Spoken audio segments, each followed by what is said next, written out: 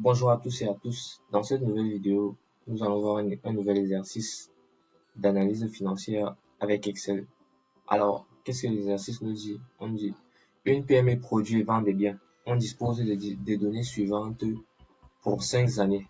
L'entreprise souhaite analyser sa performance financière en calculant le résultat net, la marge bénéficiaire, la rentabilité, le ratio d'endettement et le cash flow libre. Nous disposons des données suivantes. On a sur 5 années, on a le chiffre d'affaires, les charges opérationnelles, les charges financières, les amortissements, les investissements annuels, les dettes totales et actifs totaux. Alors, bien sûr, nous allons copier toute cette table et la coller dans Excel comme je viens de le faire. Alors, première chose à faire, c'est d'augmenter la taille. On augmente la police à 14. Voilà. Ensuite, on augmente les cases.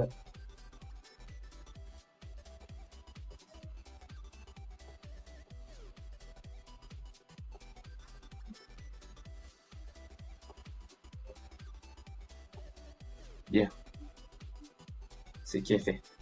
Alors, la première chose à faire dans cet exercice qu'on nous a demandé, c'est de calculer le résultat net. Alors, le résultat net ici est égal à quoi?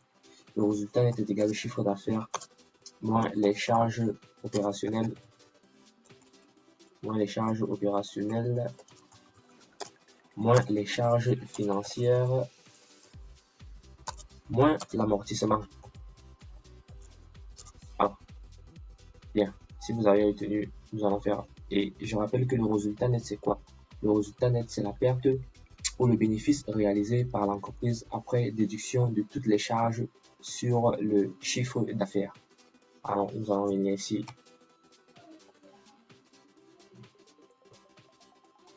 Monter à 14. OK. Donc, résultat net.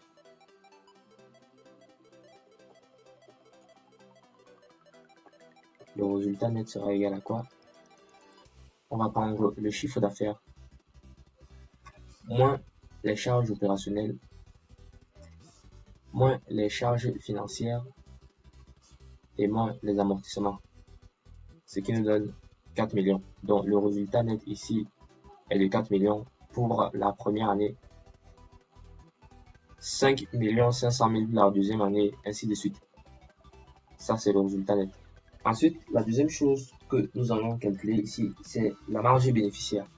Alors, je rappelle que la marge bénéficiaire, c'est le ratio de profit par rapport au chiffre d'affaires. Donc, la marge bénéficiaire ici est égale à résultat net divisé par chiffre d'affaires fois 100. C'est ce que nous allons appliquer ici. Donc, marge bénéficiaire en pourcentage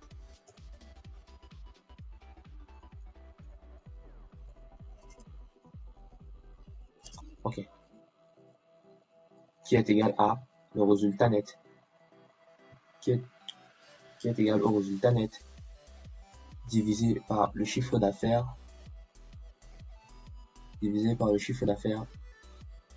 fois 100. Alors, nous avons ce premier résultat net et nous avons pour tous les autres. Bien. Ensuite, nous allons calculer le retour sur investissement ou la rentabilité, ou encore appelé le ROI, Return on Investment. Alors, la formule du ROI est égale à résultat net divisé par investissement initial fois 100. Alors, c'est quoi? Qu'est-ce qu'on appelle la rentabilité ou le retour sur investissement? Elle mesure juste combien l'entreprise gagne sur l'argent investi. Alors, nous allons venir faire notre calcul ici.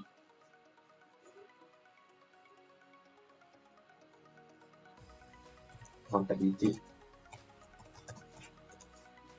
nous allons prendre le premier résultat net divisé par investissement annuel fois 100. Ici, on a une rentabilité de 400%. Donc, ça veut dire que l'entreprise a multiplié son investissement initial fois 4, ce qui n'est pas mal ou ce qui est très bien.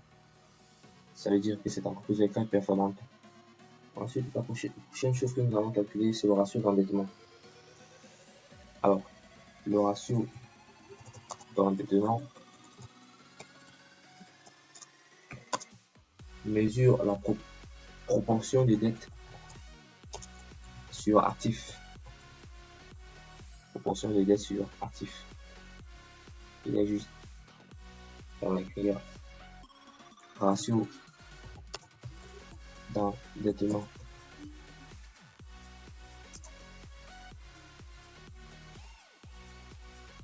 Ok. Dans le ratio d'endettement, nous avons dette totale divisé par actifs totaux.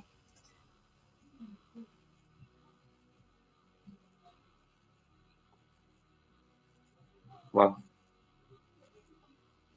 Et la dernière chose à calculer sera le cash flow libre. Cash flow libre. Alors, le cash flow libre, c'est quoi? Ce sont les liquidités disponibles pour les actionnaires ou pour le remboursement des dettes après amortissement et investissement. Donc, cash flow libre est égal à résultat net plus amortissement moins investissement. Donc, nous allons revenir ici, cash flow libre est égal à résultat net que nous allons calculer juste ici, moins ou plus, pardon, plus l'amortissement moins les investissements annuels. Et nous avons un cash flow libre ici de 3 200 000 francs pour la première année, ce qui signifie que pour la première année, il y a eu des liquidités de 3 200 000 disponibles, soit pour les actionnaires sous forme de dividendes, ou soit pour le remboursement des dettes. Alors, voici en somme ce que l'exercice nous demandait de faire. Merci d'avoir suivi cette vidéo jusqu'à la fin. Et n'hésitez pas à poser toutes vos questions en commentaire. Je vais me faire un plaisir d'y répondre. Et n'hésitez pas également à vous abonner et à partager la vidéo.